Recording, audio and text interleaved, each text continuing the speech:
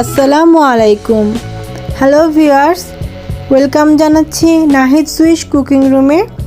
আশা করছি সবাই ভালো আছেন।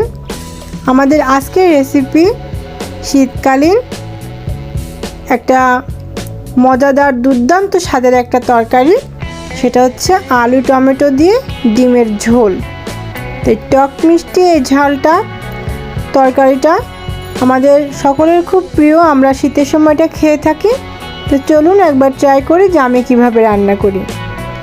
আমি এখানে 3টা ডিম সেদ্ধ করে আর মাঝখান থেকে চিড়ে নিয়েছি। আমার 3টা বলা ভুল হয়েছে, 4টা ডিম সেদ্ধ করে আমি ছিলে পরিষ্কার করে কড়াইতে তেল দিয়ে হালকা গরম করে ওর মধ্যে হলুদ আর লবণ দিয়েছি, কারণ ডিমটা ম্যারিনেট করা যাচ্ছিল না সে কারণে। এরপরে ভুট করে এক পাশ ভেজে ওই পাশটা ব্রাউন হয়ে গেলে এবার আবার পেছন দিকটা ভেজে নিতে হবে। এভাবে করে ডিমটা ভেজে নিলে ডিমের কুসুমটা ছড়িয়ে যাবে না। আমার প্লেলিস্টে আরও একটি ডিমের তরকারি আছে, এরকম ডিমের ঝাল, ওটা দেখে নেবেন কিভাবে এটা ম্যারিনেশন করতে হয়। এবার বাকি তেলের মধ্যে আমি 3টা আলু 4 টুকরো করে কেটে ওটা ভেজে নিচ্ছি। এটাও শীতের নতুন আলু। এই আলুর একটা টেস্ট আর ফ্লেভার একদমই আলাদা। যে লবণ হলুদ দিয়েছিলাম সেটাতে তো আর হয় না, পরবর্তীতে আর একটু লবণ হলুদ দিয়ে আলুটা খুব সুন্দর করে ভেজে নেব। এই ভালো করে ভাজাটা হয়ে গেলে এর মধ্যে আমি তেজপাতা দিয়ে দেব আর আস্তে আস্তে দিয়ে দেব আদা বাটা, রসুন বাটা। এবার কড়াইটা অনেক তেতে যাওয়াতে এর মধ্যে দিয়ে দেব কিছুটা পানি। এরপরে এখানে দিয়ে দেব হলুদের গুঁড়া, ঝালের গুঁড়া, অ্যাজ ওয়েল যেসব মশলা আমরা ব্যবহার করে থাকি সেসব মশলা দিয়ে দেব। ধনের গুঁড়া এবং জিরের গুঁড়া এগুলো ব্যবহার করলেই হবে, এটার জন্য স্পেশাল কোনো মশলার দরকার নেই।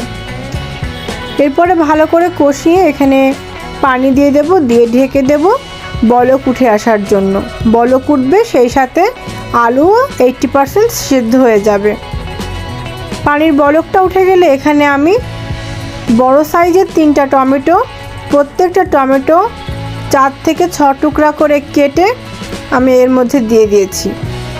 এবার টমেটোটা একটু নরম হতে দেব।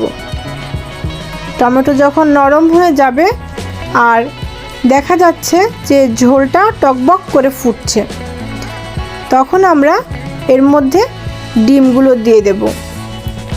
তো ভিউয়ার্স, খুবই সিম্পল রান্না। এই রান্নাটা কে কে করেছেন আমি জানি না, আমি এভাবে করি, প্রায়ই করি, কারণ শীতের সময় এই রান্নাটা খুব দারুণ লাগে খেতে। আর এই খাবারটা যেমন টেস্টি লাগে আর ডিমটা শীতকালে শরীর গরম রাখে।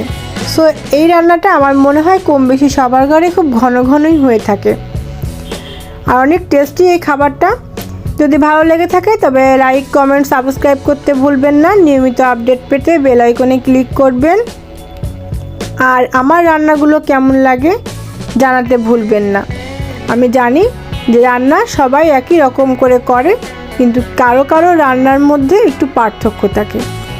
তো আমার রান্নার রেসিপিগুলো আপনাদের সাথে শেয়ার করা, এই আর কি। তো আমার সম্পূর্ণ ভিডিওটি দেখার জন্য ধন্যবাদ। পরবর্তীতে দেখা হবে অন্য কোনো রেসিপি নিয়ে। সে পর্যন্ত সবাই ভালো থাকবেন।